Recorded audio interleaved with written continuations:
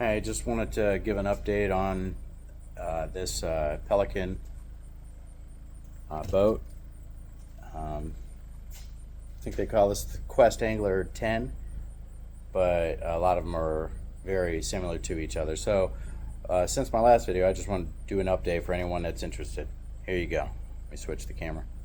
Okay, first thing I did was I wanted to upgrade this trolling motor from that Minn Kota 40, I believe it was, and then I put in this Newport 55-pound thrust, variable speeds, 3 in reverse, 5 forward.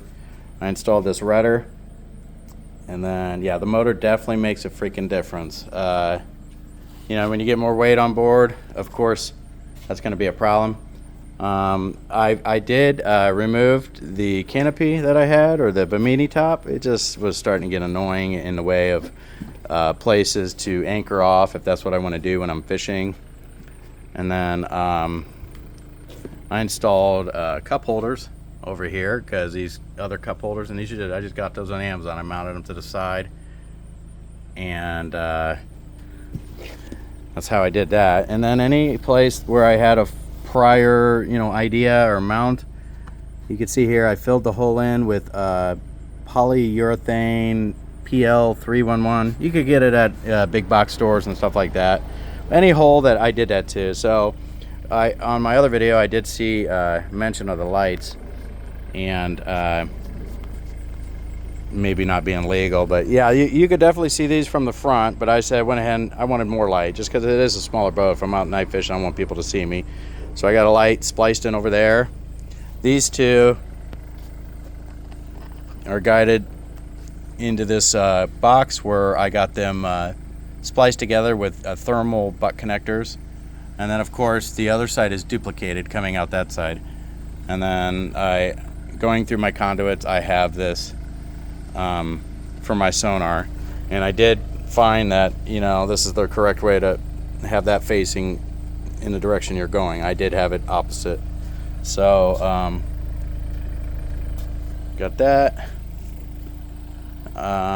I taped down this shit that I put on the bottom, this exercise mat stuff, and it helps. Another thing I did is, and the silicone caulk was coming off where I sealed it at the top of this lip and underneath it. I used that same PL311, if I'm saying it right, polyurethane construction, and I went all of there. It almost looks like oatmeal, but it's like plastic when it dries. I mean, it's like becomes part of the boat. It's pretty amazing how that works. So I got that on the bottom lip. There's no water getting in there at all. I keep an anchor back here. I hooked up some switches for my Garmin and one for the lighting inside the box. Still have the 100 amp hour lithium phosphate, and then the 20 amp hour lithium phosphate.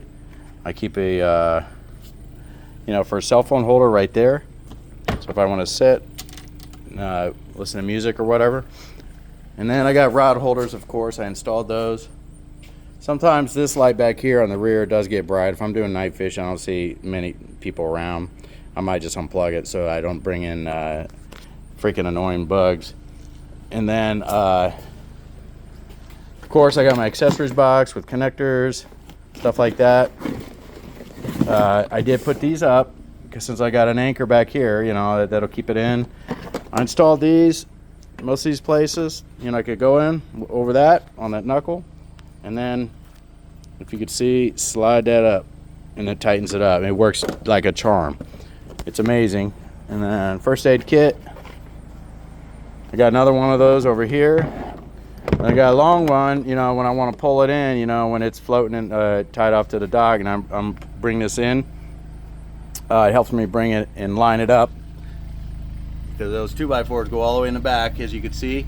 I line it right up there and get it pulled up just enough with that, and then I grab with that one and that one, and I swear it's one of the easiest things I did. I mean, I was a wrestler in high school, but anybody with half my strength can do that.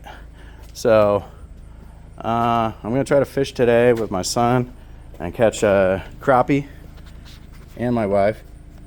So he's so lightweight, he sits right in the middle, and that's a 10 horsepower lake, so I don't try to go crazy with that. But I did install a different breaker, a 60 amp breaker, And I did change all the wiring out because I noticed there's a difference on the wiring that goes to that. Some people might say marine grade, but really all they are is they're rated up to, they have multiple strands of copper.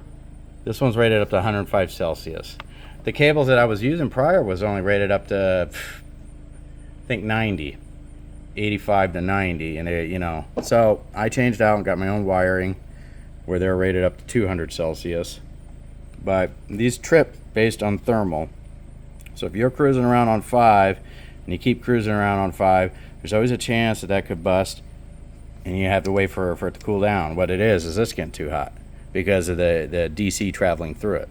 So I don't know, I thought about just directly wiring it. I mean, I don't see a problem with that. I would like to hear some feedback. So, you know, that's kind of what I'd rather do, to be honest, because it is kind of annoying when that shit pops. If I'm just trying to get across the lake, I'll alternate now between 4 and 5 just so I don't get that thing too hot before it trips. Otherwise, I got to wait 3 minutes for it to cool down, and then I'll have to start up. But this thing has been amazing. I like it overall, and I'm trying to show any other new updates. I did hook up, you know, I ran the wire down the side, as you can see, all the way down. Then it pulls off here into tie wrap into the back of the Garmin, going all the way down. I did that for obvious reasons. When you're on a small boat, you don't need wiring tripping you up. I got another anchor up here tied off to one of my other anchor points, and I installed a lot of these over, I don't know if you could see throughout the boat, but underneath here I grabbed that rubbery sticky butyl. You could buy it in a roll, and I just cut off like these squares, and then I screwed my whole my bits through there, and that kind of seals it with the butyl. So, and then here you could see what I use underneath, butyl, and then I screw it down. This son of a bitch is tight. So same thing with this. You can even see the butyl underneath there. I lay it down, then I put the screws in. But you can make this boat into something amazing. I mean, for the money, it's not too bad. But this trailer was from Harbor Freight. It's a 4x8 foldable trailer, and then I changed out the plywood. If you guys have any questions or any feedback for me, let me know, and then we could share notes or whatnot. I think that's about it. And you know, I'm about to take it out, so I'm worried if I'm going to regret not having that top. But on a boat like this, you don't got room to cast, it seems. You ain't got, you know, it's better to just cruise off and get in a half shade or something like that. So let me know if there's any other cool things I could do to this, guys. I did see, like, I don't have to go with these default seats, but I haven't gotten to that yet. If I want to get some nice seats, I know you guys know. So if somebody knows, let me know, please. That's about it. Let me know if you got some cool mods. Send me a link. Let me know. I'm in Ohio though. But you know how it is. Internet's fast and easy, man.